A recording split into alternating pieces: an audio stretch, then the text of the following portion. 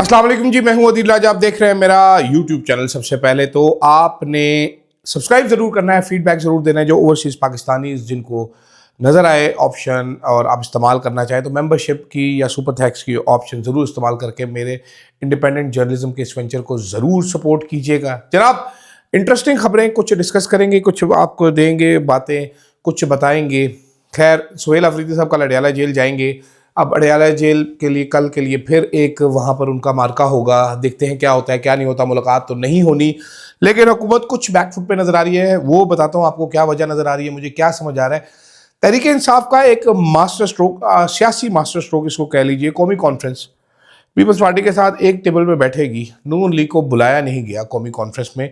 साथ फिर हमारे आज आलम कबीर जो है इस मुल्क के सबसे बड़े दानिश्वर ओन चौधरी साहब, वो मंजर आम पर आए। उन्होंने तहरीक इंसाफ के साथ एक बयानिया बनाने के लिए आ गए। उन्होंने कहा मुझे ट्रोल करना है तो करो, लेकिन मैं छोड़ूंगा नहीं। और आखिर में बात करूंगा, इंडिया की एक फिल्म आई है, धुरंधर है, भुरंदर है, पता नहीं क्या, धुआंधार है क्या, मैंने देखी नहीं है।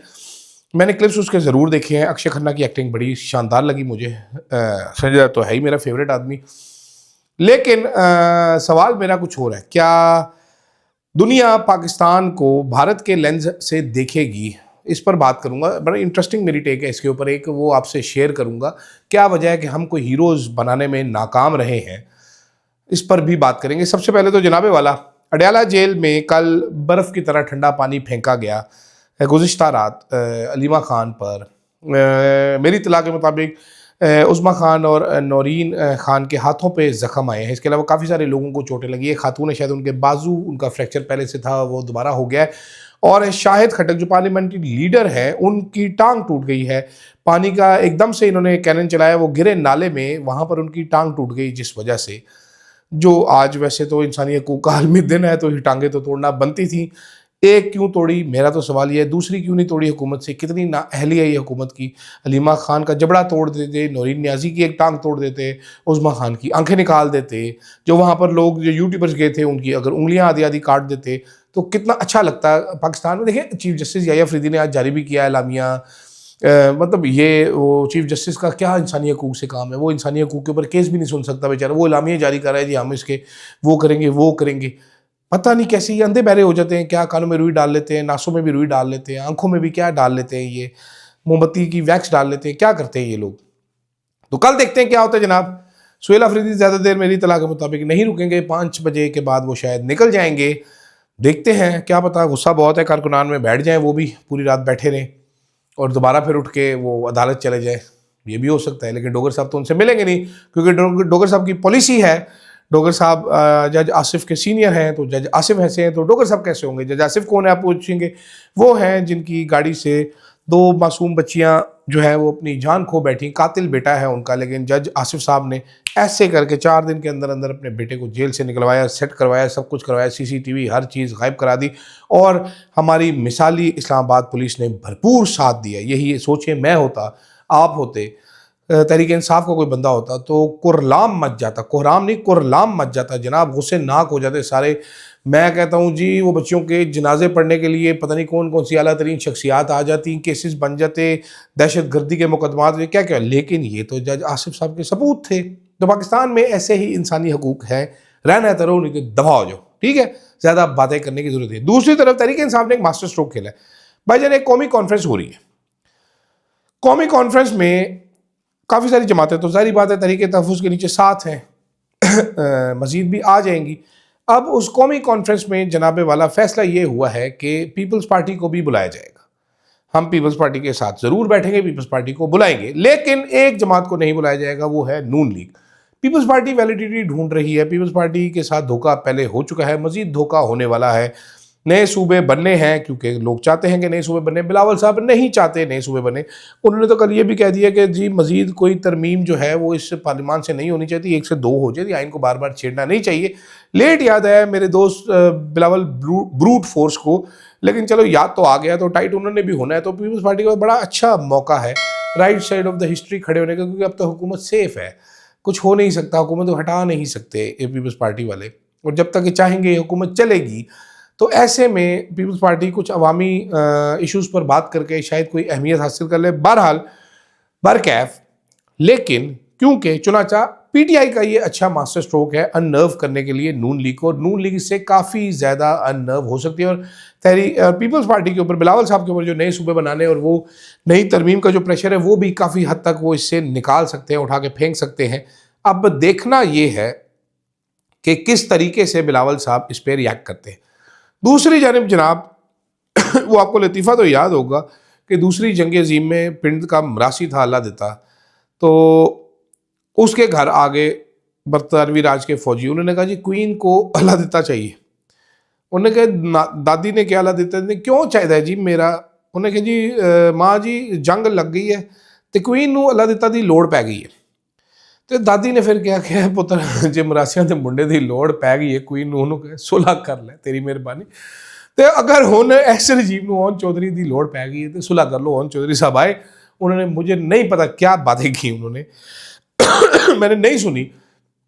बड़े कोई पुराने ज़माने के 1901 की फिल्मों के हीरो लग रहे थे वो, आधे बाल दरमियान से चिट्टे भी थोड़े से किए हुए थे, क्या हुस्न था उनका, वाह।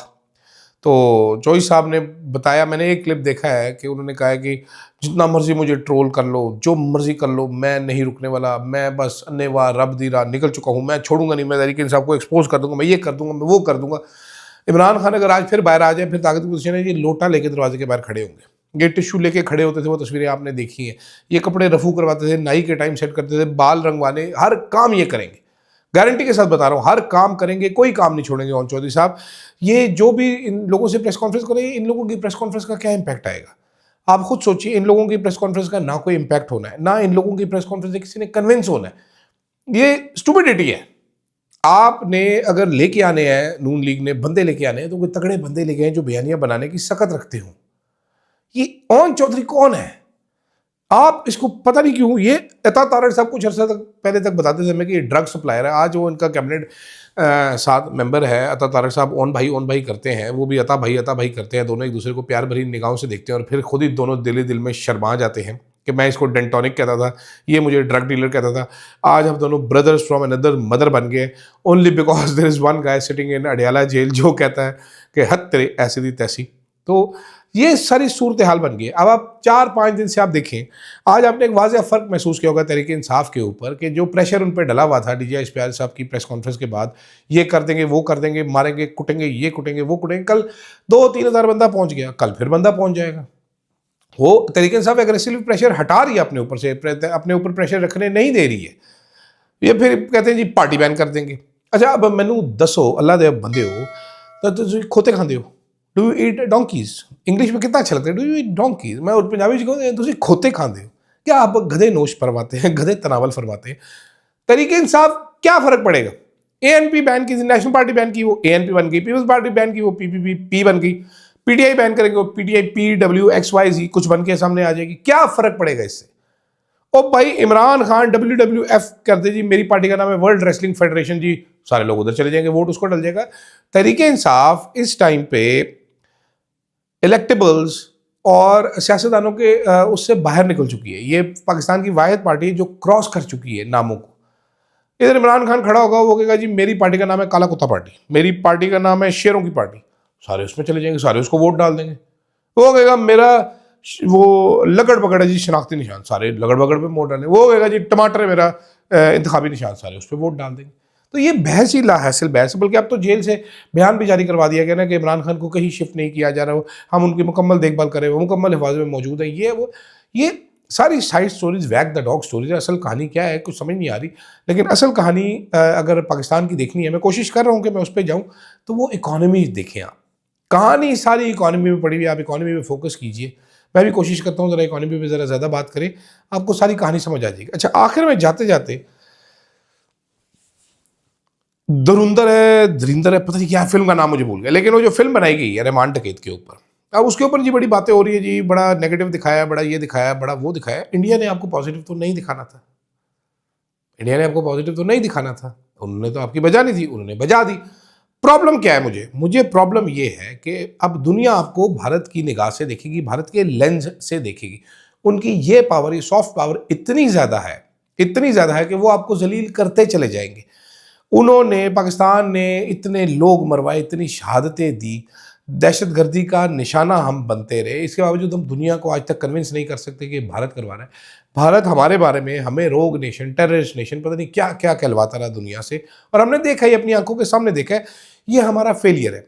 बहुत अरसा पहले एक साहब थे, मैंने उनसे बात की थी। मैंने कहा था जी मुझे आप स्कूल में पढ़ाते हैं अजीज़ भट्टी शहीद 1965 की जंग में। मैंने कहा जी बड़ा हीरो होगा, हीरो को भूलना नहीं चाहिए, याद रखना चाहिए हीरो को हर टाइम पे। But we have fought a unique war on terror. हम अमन लेके आए हैं मुल्क में। खैर अब तो नहीं रहा, लेकिन अमन लेके आए। बड़े बड़े लोग गए, मैंने देखे हैं ऐसे ऐसे शानदार अफसरान, शानदार जवान। मैंने एक ऐसे जवान से भी मिला हूँ, अरशद साहब की वीडियो थी, अरशद साहब रो पड़े थे उसको देख के। उसकी दोनों टांगें नहीं थी, उसका एक बाजू नहीं था, उसका दूसरा बाजू इतना नहीं था, यहाँ से उसको नकली बाजू लगाया गया था, वाहिद जिसको वो हिला सकता था। तो मैंने उन साहब से पूछा, मैंने कहा सर आप बड़े बड़े अफसर हैं, बड़े दानिशमंद अफसर हों, जाहिर बात है अफसर है तो दानिशमंद ही होते हैं, बेवकूफ़ अफसर तो नहीं होते ना, आपको पता ही, बेवकूफ़ तो हम होते हैं। तो मैंने कहा जी कोई हीरो नहीं बना सके आप, हम कोई स्टोरी नहीं बता सके अपनी, हम दुनिया को दिखा नहीं सके, तो क्या वजह है इसकी? तो उन्होंने कहा जी फौज ने बस फैसला कर दिया कि हीरो सिर्फ आर्मी चीफ होगा। मैंने कहा सर हीरो तो वो होगा जिसको बनाएंगे आप पोर्ट्रे नहीं कर सके, हम अपना एक हीरो। मुझे अजीब सा लगा ये जुमला, लेकिन खैर होगा, पॉलिसी होगी। बट द प्रॉब्लम इज कि if you are unable to tell your truth, if you are unable to tell your story, then other will come in, they will tell your story the way they want. Rehman Dakait एक असल character है, Abdul Rahman Bloch है, Uzair Bloch असल character है, चौधरी असलम असल character है। आप line सुने चौधरी असलम की, मैं तुम्हारी नस्लें मिटा दूंगा, जब उसके घर पे ग्रेनेड हमला हुआ था। आप नहीं बना सके फिल्म, आपने नहीं बनाई क्योंकि हम सच नहीं बोल सकते। सच बोलते तो हम बताना पड़ता। रहमान डकैत साहब कौन थे, बेनज़ीर के पास वो क्या करते थे, आसिफ जरदारी से क्या ताल्लुक था, राव अनवार किसका बच्चा था, सारी चीज़ें आनी चाहिए थी।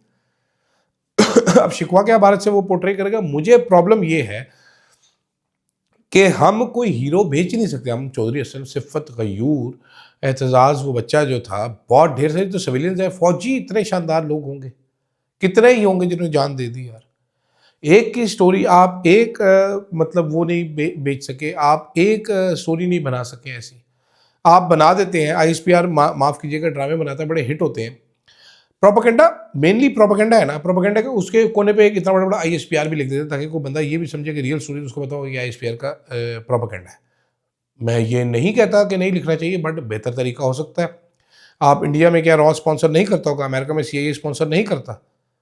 डी क्लासिफाइड डॉक्यूमेंट होते तो पता चलता है जी CIA ने इसको हेल्प किया, इसको हेल्प किया। यहाँ पर हमारे पहले दिन से पता होता है ड्रामा बना रहे हैं जी, ये तो प्रोपेगेंडा है, इम्पैक्ट ही नहीं आता, लास्टिंग। हमारे यहाँ पर ड्रामे क्या बन रहे हैं जी कि वो जी लड़का फौज में चला गया, वो PMA में उसकी परेडें हो रही हैं, उसके पास एक कुत्ता भी है और उसने एक लड़की भी फंसा ली है। वो क्या ड्रामा बना रहे हैं ज़रा वो देखिए आप, ज़रा वो क्या मूवी बना रहे हैं वो देखिए ज़रा, वो हमें कैसे पोर्ट्रे कर रहे हैं। हम कैसे अपने हीरोज़ का बताएंगे, हम दुनिया को अपनी कहानी कैसे बताएंगे, हम दुनिया को अपनी कहानी कब सुनाएंगे। ये मेरे लिए वो सवाल हैं, ये इम्पोर्टेंट सवाल हैं। हमारे पास जो कहानियाँ बहादुरी की, जो दलेरी की, जो कुर्बानी की हमारे पास मौजूद है, हमारे सिविलियंस की, हमारे फौजियों की, वो कहानी भारत के पास नहीं है मौजूद। हमारी कहानी सुनाने का हक हमारा है। मैं अरशद साहब की कहानी किसी और के हाथ में नहीं देता। अरशद साहब पे अगर कोई गलत बात करता है, मैं उसको उसी टाइम पे जवाब देता हूँ। ये ठीक कहानी सुनाने का हक मेरा है, मैं जानता हूँ, मेरी कहानी है, मेरी आप बीती है। तो हमारी कहानी भारत के हवाले मत करें, जो भी फैसला साज है, आप अपनी कहानी खुद सुनाएं और एज इज दुनिया को बताएं, बजाय इसके कि कोई और आपकी कहानी सुनाए और आपको बीच में बेवकूफ़ दिखाए। आप खुद अपनी कहानी बताएं। मेरा ख्याल है हमें अपनी सॉफ्ट पावर पे काम ज़रूर करना चाहिए। हमने जहाज़ गिरा दिए, ठीक है, बड़ी अच्छी बात है, बम मारे, गोले मारे, मज़े चखा देते चोई साहब, but the soft power is equally needed. ये सॉफ्ट पावर रजब भट्ट, डक्की भाई सिस्ट्रोलॉजी नहीं है। सोचिएगा इस पे ज़रूर, क्योंकि इंडिया के जब आप वीलॉगर्स देखेंगे, जब उनका काम और उनका इम्पैक्ट देखेंगे तो आप हैरान रह जाएंगे। आप अभी पाकिस्तानी वीलॉगर्स को ढकने में लगी हुई है ये हुकूमत, ज़रा इंडिया के वीलॉगर्स को देख लीजिएगा, ध्रुव राठी को देख लीजिएगा जिस लेवल का काम करता है। और ऐसा नहीं है कि पाकिस्तान में ये काम नहीं हो सकता। अरशद साहब उसकी मिसाल है, इससे बड़े बड़े काम करके गए, बड़ी बड़ी स्टोरियाँ करके गए। प्रॉब्लम्स कुछ हो रहे हैं जो आपको पता है, बट अगेन रिक्वेस्ट कि we should tell our stories ourselves. दूसरों के हाथों में अपना नैरेटिव मत दें और हीरोज़ बनाए हीरोज़ बना के आवाम के सामने, कौम के सामने पेश करें कि इन लोगों ने क्या क्या किया है, बजाय इसके कि ये नारा हो कि सिर्फ आर्मी चीफ ही हीरो होगा, बाकी कोई हीरो नहीं होगा। ये बड़ा गलत बात है। मुझे दीजिएगा इजाज़त। अल्लाह हाफ़िज़।